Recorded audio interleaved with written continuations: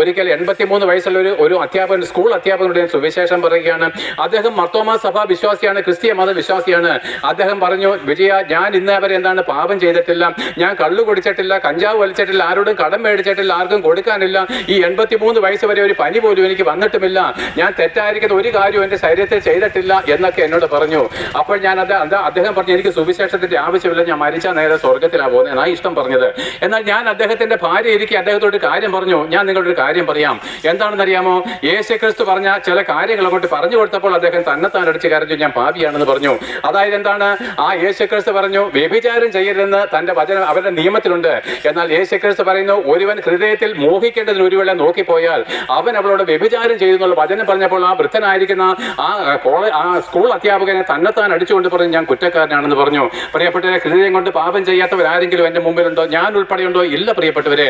എന്നിട്ട് നമ്മൾ നീതിമാനായിട്ട് നമ്മളെ തന്നെ കാണുന്നുവോ? നീതിമാനായിട്ട് ഒരുവനേ ഉള്ളൂ, ദൈവം മാത്രമേ ഉള്ളൂ.